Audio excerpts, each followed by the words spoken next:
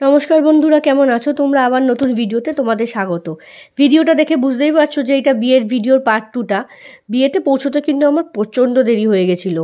Actually দুপুরে গিয়ে একটু রেস্ট নিতে গেছিলাম, আর উঠতে এত দেরি হয়ে গেল। হুড়মুড়িয়ে রেডি হয়ে তাড়াতাড়ি করে বিয়ের মণ্ডপে পৌঁছতে তো মনটা একটু খারাপ হয়ে গেল যে বিয়েটা অলরেডি শুরু হয়ে গেছে। আমাদের ব্রাইড কি মিষ্টি না! হ্যাঁ, আমাদের গ্রুমও খুব মিষ্টি, আমার ভাগনা। যথারীতি গিয়ে দেখি প্রচণ্ড ভিড় হয়ে গেছে ক্যামেরাম্যানদের, তারপর লোকাল যারা আছে তারাও ফটো তুলতে ব্যস্ত, ভিডিও করতে ব্যস্ত। আমিও তার মধ্যে একটু চেষ্টা করলাম আলতো করে ভিডিও করে নেওয়ার। এই যে আমার বর আর আমার ছেলে, এরা এখন যাচ্ছে স্টার্টার কাউন্টারে।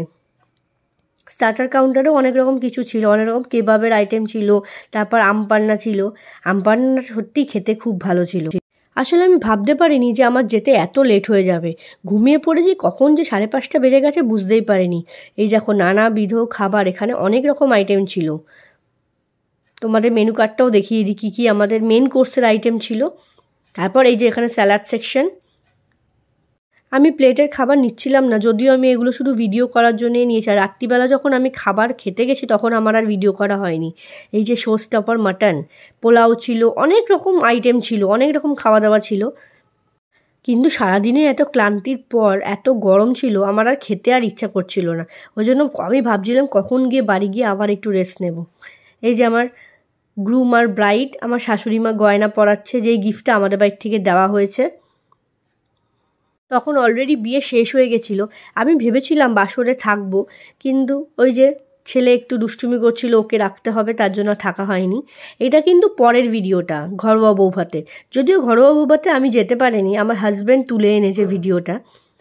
ঘরোয়া বৌভাতের দিনও কিন্তু আমাদের ব্রাইডকে খুব মিষ্টি লাগছিল, আর আমাদের গ্রুমকেও খুব মিষ্টি লাগছিল। এই যে ওদের খাওয়া দাওয়া পর্ব চলছে।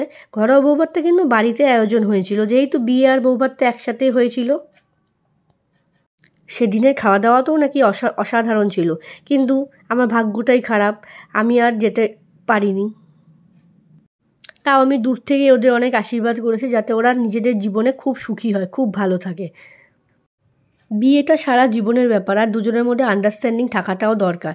আর এরা দুজন খুব মিষ্টি, আর এদের মধ্যেও খুব ভালো আন্ডারস্ট্যান্ডিং। তাই আমি সারা জীবন চাইবো এরা খুব ভালো থাকুক, খুব হ্যাপি থাকুক, আর সারা জীবনটা এদের খুব সুখীর হোক।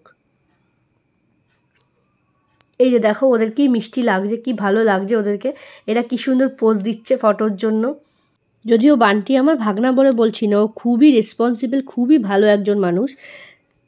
আর যে আমাদের ব্রাইড, তাকেও আমি পার্সোনালি চিনি না, কিন্তু ওর ব্যাপারে যেটুকু শুনেছি সেটুকুতে এইটুকু বুঝেছি যে ও খুব ভালো, আর ওদের আন্ডারস্ট্যান্ডিংটা খুব ভালো হবে।